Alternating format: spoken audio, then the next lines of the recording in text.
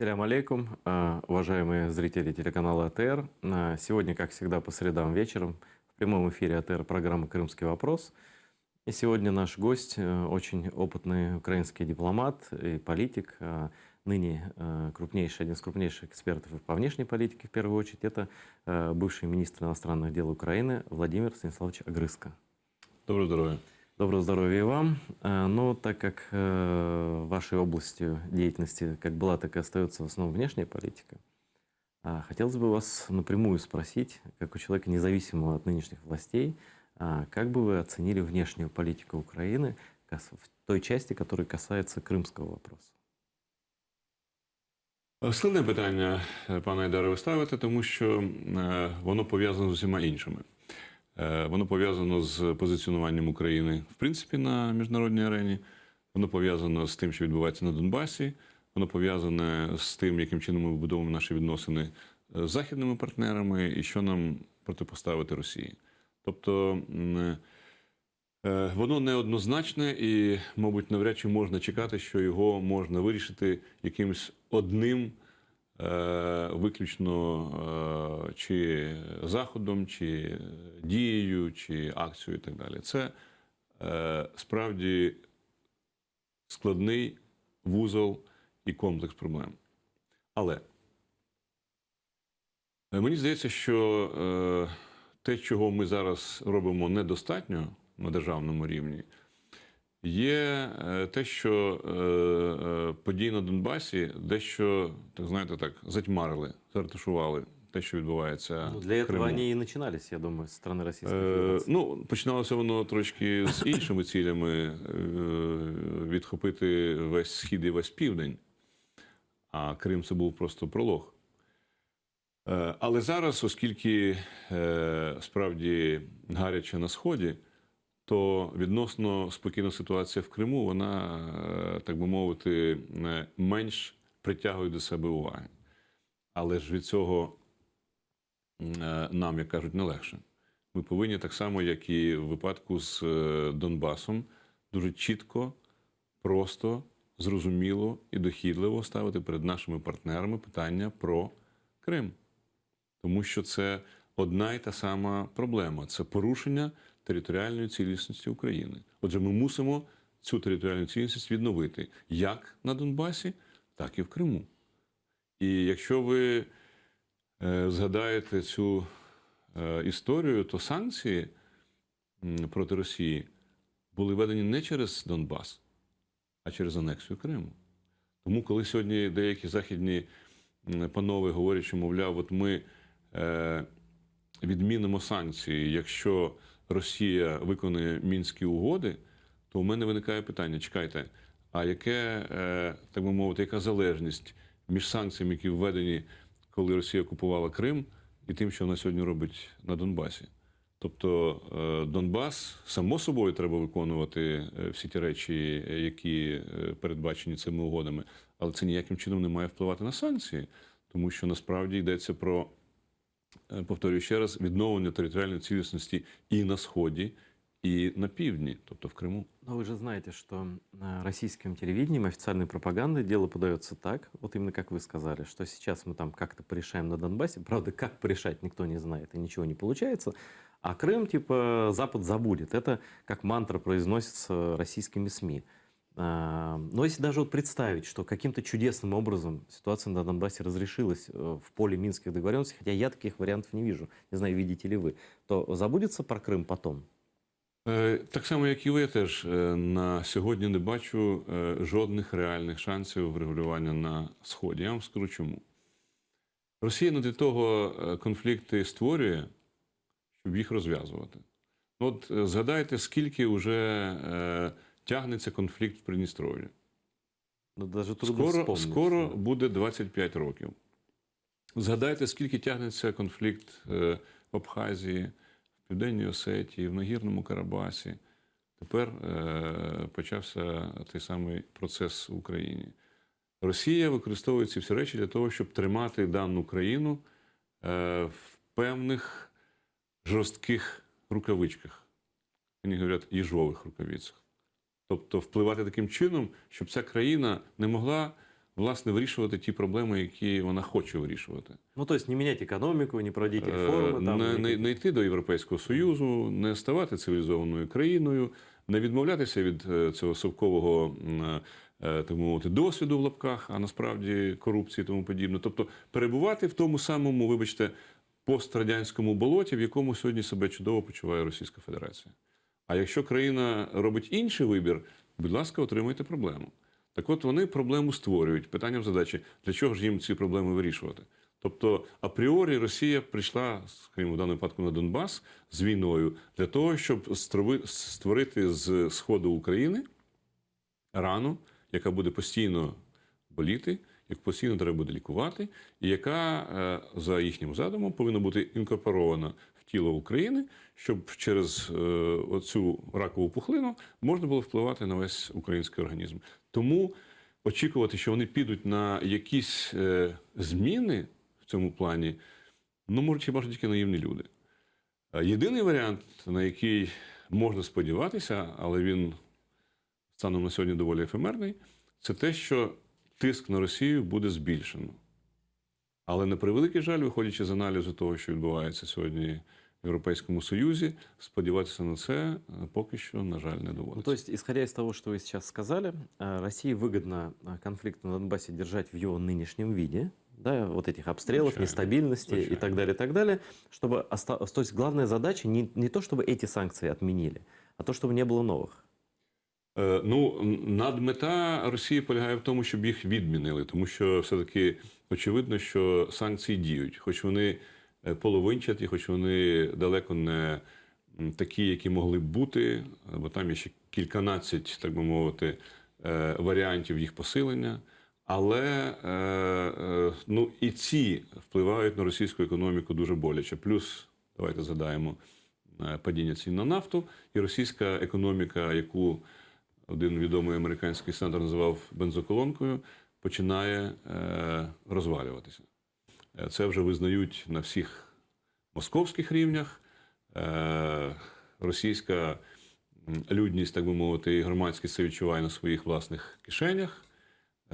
Кількість офіційно зареєстрованих бідних перевалила за 20 мільйонів. Тобто це все ті речі, які починають реально впливати на російську економіку. Тому для Путіна сьогодні найважливішим це спробувати санкції відмінити за рахунок, повторюю ще раз, втискання цієї ракової пухлини у вигляді окупованих територій Донбасу в тіло України. Это получится, Владимир Станиславович? Ні, цього не вийде, тому що я все-таки сподіваюся, що наше керівництво чітко і ясно розуміє стратегічну мету Москви. І на такі речі піти не може. Але повертаючись до кримської теми, я думаю, що це зовсім не означає, що ми зараз повинні бути зосереджені виключно на Донецькому, так би мовити, і Луганському оцьому питанні. Ми так само повинні, мені здається, пов'язати дуже чітко і ясно санкції проти Росії з виведенням російських окупаційних військ з Донбасу і так само з Криму.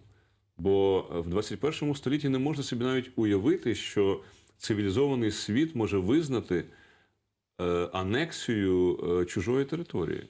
Ну, вот как вы оцениваете последние действия украинской внешней политики? Ну, голосование в ООН там и такие вот какие-то вещи. Выступление в ООН там Джемилева было недавно и так далее. Вот насколько громко звучит крымский вопрос сейчас на международном уровне с украинской стороны? Ви знаєте, мені здається, що він має бути на будь-якому міжнародному форумі. Там, де бодай якоюсь частиною можна говорити про Крим, наша українська дипломатія повинна це робити. При тому це може бути, ну, справді, в дуже різних аспектах. Наприклад, ну, є така міжнародна організація, яка називається ЮНЕСКО. Ви знаєте. В Криму є об'єкти всесвітньої культурної спадщини, які патронуються цією організацією. Отже, ми можемо щоразу на будь-яких заходах, які проводять ЮНЕСКО, говорити про те, що Росія незаконно захопила українські культурні цінності, що Росія нищить світову культурну спадщину, що Росія у такий спосіб ставить під сумнів принципи діяльності цієї організації.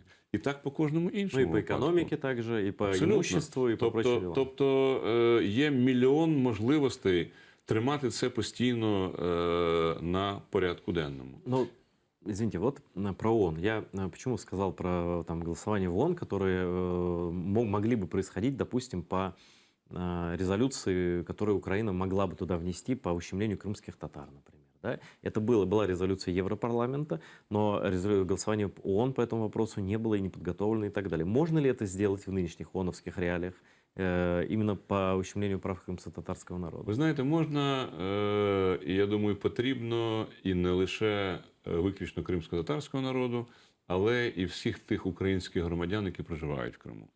Ну, просто Звичайно, я розумію, що для вас акцент є права кримсько-татарського народу, хоча так само таким акцентом є права українців, які проживають, етнічно українські проживають в Криму, а також греків, а також вірменів, а також Нет, я почему так сказал, росіян і Владимир так далі. Станиславович. Тобто Да. це наші українські Да, но громадяни. просто я говорю про то, что тиск сейчас идет конкретно вот на Меджлис, например, да, запрет Меджлиса. Просто на украинцев или на там, условно-этнических любых других людей, граждан Украины, которые себя осознают и считают гражданами Украины, они, безусловно, находятся в ущемленном положении. Но на них сложно давить системно. То есть можно персонально на кого-то давить, там, вынуждать уехать, сажать и так далее. А на крымских татар идет системный тиск, да, и он понятен. То есть они хотят запретить Меджлис, хотят сделать любого крымского татарина потенциальным преступником и так далее, и так далее. И не считаете ли вы, что должна быть какая-то более системная реакция мирового сообщества именно на попытки вот такого обобщенного давления на крымско-татарский народ? Ну, це очевидно. Тобто тут, як кажуть, немає сумнівів в тому, що ця тема має бути, безумовно, в фокусі всіх наших зусиль і в рамках, скажімо, органів Організації Об'єднаних Націй, які займаються правами людини, це тема номер один. Це само собою зрозуміло. Але, до речі, от я недавно мав інформацію, що в Криму росіяни фактично знищили останню україномовну газету. Тобто, от ви кажете про системний тиск на кримських татар, це Ну, очевидно. они до этого 18 крымско-татарских СМИ запретили там. Тепер остання україномовна газета припинила своє функціонування в Криму. Тобто йде, власне, тиск на все те, що не є Не вписывается в проросійським. систему в эту, да. Розумієте? І тому поле для діяльності в цьому плані, воно надзвичайно широке.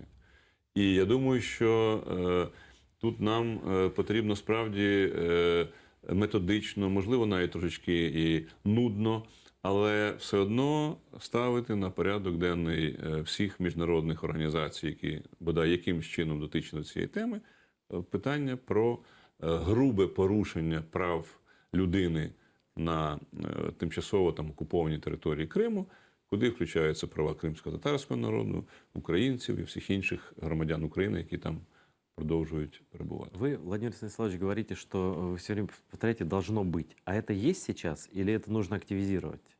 Ну, ви знаєте, нема такої лінійки, якою можна поміряти, Ну, вы дипломат точно, конечно. чи це... Ні, ну, справді, тут, розумієте, я колись намагався в тій самій ЮНЕСКО провести резолюцію, яка б від імені ЮНЕСКО засудила на Голодомор українців 32-33 років. Ну, тобто, але є певні можливості. І, скажімо, в одній організації можна чогось досягти швидше, в іншій, враховуючи специфіку, це можна зробити по-іншому або довше. Тому це не питання, знаєте, в тому, що хтось, можливо, не хоче, але просто є сукупність, так би мовити, об'єктивних чинників, через які ми не зможемо з вами перестрибнути. Тому тут просто, мені здається, треба проаналізувати весь комплекс, всю систему міжнародних, так би мовити, майданчиків, де ми можемо цю тему тримати постійно, так би мовити, в гарячому стані і періодично, так би мовити, ну, якщо хочете, підігрівати цю дискусію спочатку в Комітеті з прав людини, ЮНЕСКО, там, ЕКОСОР, там, в штаб-квартирі, на Генеральній асамблеї, в Раді безпеки тепер ми маємо цю можливість. Тобто всюди, де де можна до цієї теми підійти і показати, що вона не справедливо забувається міжнародною спільнотою. Але це справді функція, яку ми повинні робити постійно. А скажите, что в этом смысле может на международной арене сделать президент страны? Я объясню, почему я президента спрашиваю. Потому что сейчас создается такая ситуация, что в Крыму вообще людям высказываться не дают. И за любое высказывание ты можешь попасть в тюрьму. Да? И как бы крымско-татарский народ получается безгласным. И находятся бессовестные некоторые политики, в том числе и в Киеве, которые говорят, что, ну вот видите, мы же не видим никакого возмущения в Крыму. А где голос крымских татар? А где голос украинцев, которые живут в Крыму и так далее? Я таким отвечаю. Но, наверное, сложно ждать голоса из гетто. Да? Наверное, нужно быть их адвокатом, находясь на свободе. Поэтому вот моя мысль такая, что все-таки первые лица государства должны лично чаще ставить этот вопрос на международной арене. К сожалению, я этого пока не наблюдаю. Ну, ви знаєте, це якраз те, про що ми і говорили. Тобто, ну, не завжди може президент, так би мовити, бути особисто задіяний в цих справах. Тут є у нас і міністр закордонних справ, у нас є, скажімо, уповноважений з прав людини, у нас є народні депутати, які їздять на парламентські асамблеї, там, скажімо, Ради Європи, ОБСЄ, НАТО. Ну, тобто, є немало майданчиків. І тут, розумієте, питання не в тому, що ну, от один президент всюди говорить одне і те саме.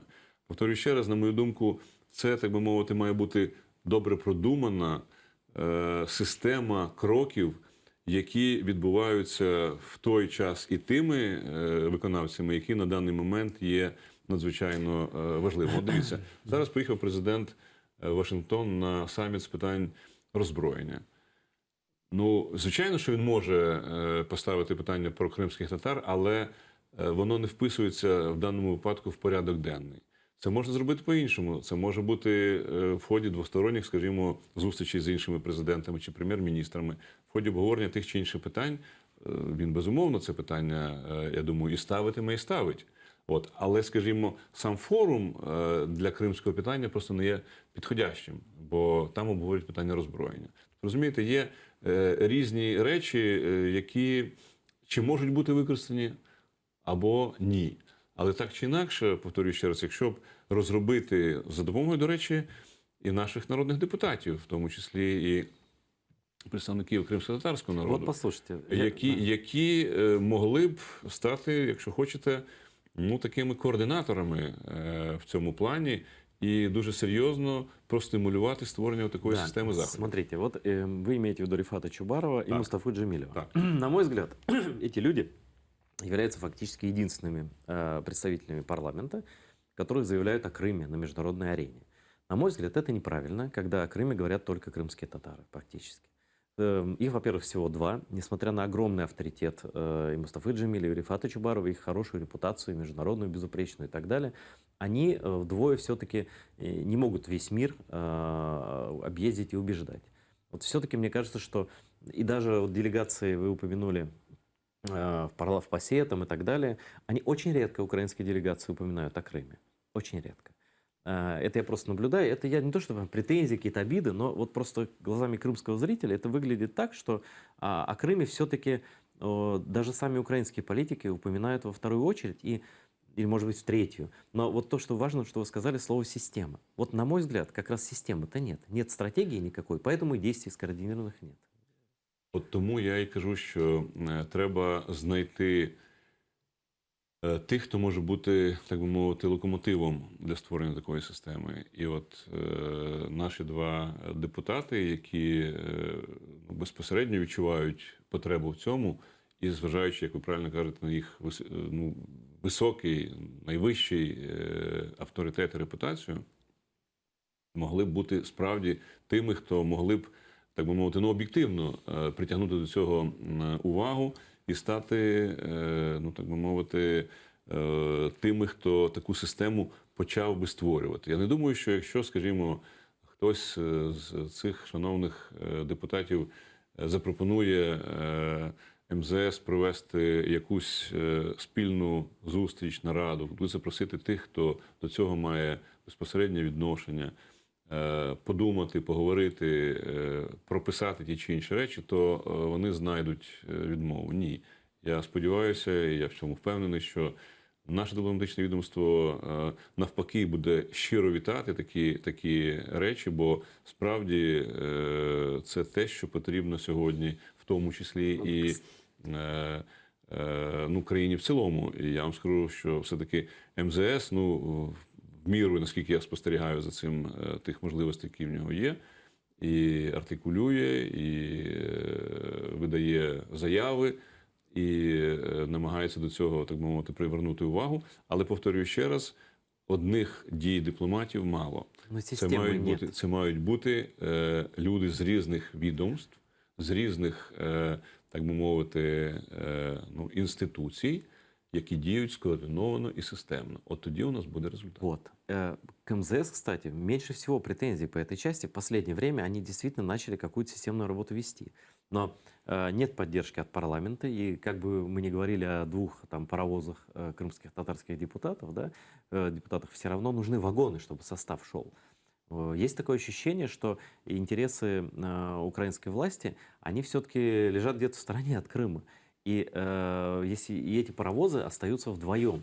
И, например, вот заявил президент Украины Петр Порошенко о том, что нужно рассмотреть изменения в Конституцию и в соответствии с европейскими хартиями, и там Венецианской комиссией, и все, что помогает сделать это легально на уровне ЕСовских стандартов, сделать поправки к Конституции, которые будут предусматривать создание крымско-татарской автономии в составе Украины в Крыму. И тем не менее, этот вопрос подвешен, и он подвешен уже более полугода, хотя президент дважды уже говорил. Вот, нет системы, нет стратегии, и непонятно, что будет дальше. Я думаю, що якби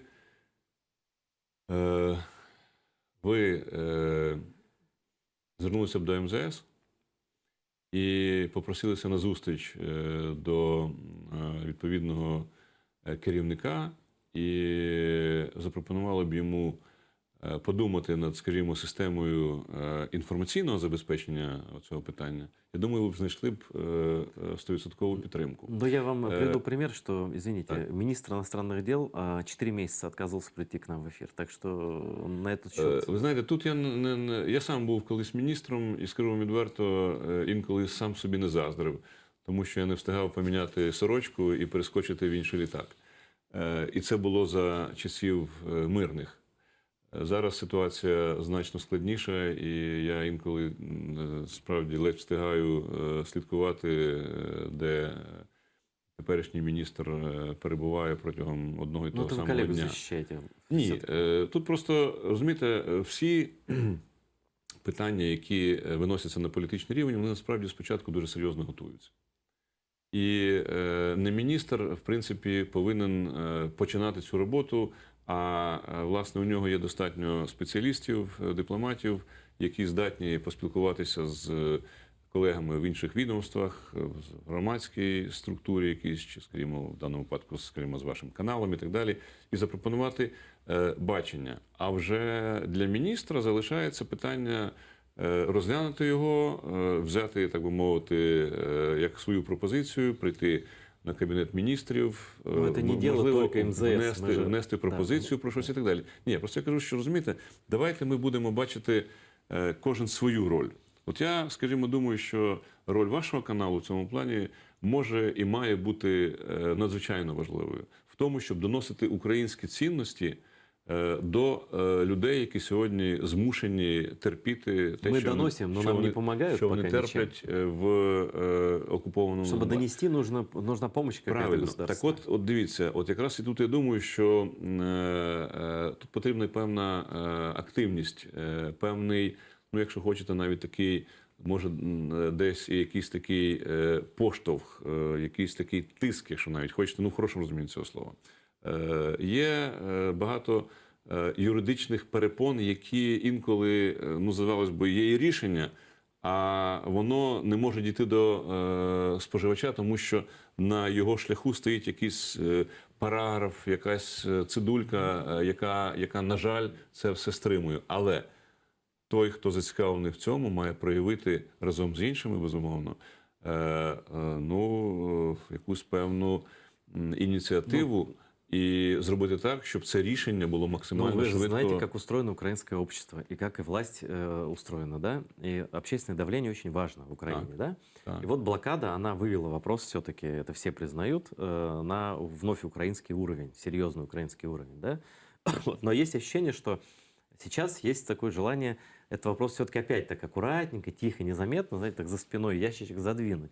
Вот, например, А для чого? Ну, от я, ну, а для тут чего, я- а для чего тогда слушания по стратегии Крыма перенесены на 15 июня? Вот о том, что будет стратегия, мне в администрации президента Украины говорили в ноябре.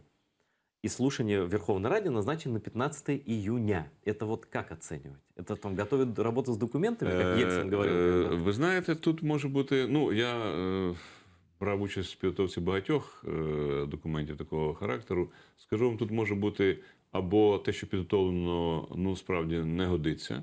Його треба просто переписати чи переробити дуже кардинально. От, або ну, тут можуть бути якісь просто суто, так би мовити, технологічні речі, хоча я скажу вам відверто, це та тема, яку не можна надовго відкладати. Вона не потребує надто мені теж довго, так кажеться, надто довго. Але розуміючи всю складність цієї проблеми, і якщо ми хочемо вийти на рішення, яке б справді показувало дорогу, якою ми повинні йти, воно має бути продумане від А до Я, в тому числі, до речі, і в інформаційній сфері. Тому, але я повертаюся, власне, до вашої тези, і сам її дуже зараз підтримую. Потрібен громадський тиск. Потрібно, щоб громадські організації, громадські активісти, засоби масової інформації педалювали цю тему і про неї говорили. Но мне кажется, что благодаря этим активистам, и украинским, и крымско-татарским, и журналистам в том числе, эта тема и не уходит с повестки дня, а так бы она и І забылась. слава Богу. Але знову-таки, мабуть, тут ви мене можете поправити, що немає такої лінійки, яку можна поміряти вашу активність. Але, значить, мабуть, нам треба думати і про те, щоб цього тиску і цієї інформації про Крим, і про те, що там відбувається, і про те, що ми повинні там зробити, було б більше. Ну вот я могу сказать за Джемилева и Чубарова, например, да, я могу сказать за наш канал, я могу сказать за еще несколько СМИ, ну это выходцы из Крыма СМИ, там Черноморская компания, там телевизионный, который тоже канал «Беженец», там, да, про там Крым Реалии, который пишет про Крым постоянно. Вот большого интереса это не вызывает у больших украинских СМИ, например. Как вы думаете, почему? Мені важко оцінювати, так би мовити, позицію того чи іншого засобу Ну да, масової вам трудно, інформації. действительно, это не ваша немножко Не моя, епархия, да. так би мовити, справді сфера. Але ви знаєте, я знаю, що якщо бути достатньо послідовним і настирним, і знаходити правильні аргументи і правильні подачі, так би мовити, форми подачі інформації, то це не може не викликати інтересу. Мені здається, що ми зараз повинні справді на Крим давати максимум інформації про те, що відбувається в Україні. Бо ви правильно сказали, і я це так само підтверджую. У мене є немало знайомих, хороших знайомих, друзів, які залишилися в Криму, які кажуть, що ми повернулися в 37-й рік. Да. Люди старшого покоління, вони бояться говорити. Вони залишаються тільки на кухні і можуть спілкуватися тільки в рамках сім'ї. Не боячись, що хтось, хто їх почув би, Ну, об этом же може... нужно бить в набат везде. Звичайно. Так от, якраз от таку інформацію, мені здається, і треба давати в ті ж самі наші інші українські засоби інформації, яка потім буде повернута туди. Але знову-таки, от дивіться, ми продовжуємо, мені здається, робити ту саму помилку. Як ми 25 років вважали, що Крим – це російське царство, так ми зараз продовжуємо це вважати. Ми не хочемо, щоб туди пішла справжня українська мова, українська музика, українська культура. Ми кажемо, вони якісь там особливі, вони русскоговорящі. Ну і що? А некоторые, знаете, как говорят? Ми будемо ще 25 А років... некоторые, знаете, как говорят, не надо говорить о крымских татарах много, потому что это как красная тряпка для большинства населения Крыма. Это здесь, в Киеве, говорят, чтобы вы знали. Ну, знаєте, в Києві є різні люди і по-різному говорять. Я зараз їхав до вас на ефір і чую по одному радіоканалу заяву якоїсь там групи, яка потім виявляється, це якась міжфракційна депутатська група, про те, що люстрацію не потрібно робити. Ну, хай собі говорять. Тому Ні, що вони знають, що, вибачте, рильце в пушку, і тому Владимир треба, як кажуть, боятися. Так що у нас різне говорять. Нет, это так говорят малое количество людей, но все-таки даже и такие мнения существуют, да? Но нам нужна поддержка широкого украинского общества. Просто крымских татар очень мало. Их подавляющая часть, несмотря на все, остается в Крыму. И нам нужна поддержка от вас, нужна поддержка от авторитетных людей Украины, нужна поддержка от политиков, нужна поддержка от депутатов Верховной Рады и активная. Якщо йдеться про мене особисто, знайте, що я на вашому боці. Бо я так само розумію, що без України ми не зможемо відновити і права кримсько-татарського народу, і права українців, всіх тим, хто там живе. Тобто я розумію, що за будь-яких обставин Крим повернеться в Україну, і це буде справді абсолютно нова країна, яка, переживши ці всі трагедії, ці всі жахи, зрозуміє, що треба жити по-іншому.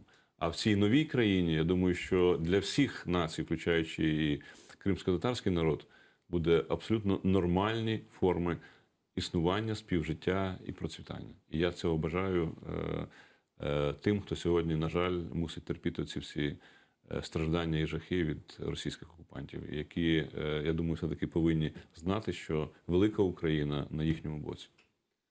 Я думаю, что большинство людей в Крыму, конечно, знают о том, что Украина – это их страна, и также считают, что без Крыма Украина тоже не состоится как государство, это просто невозможно.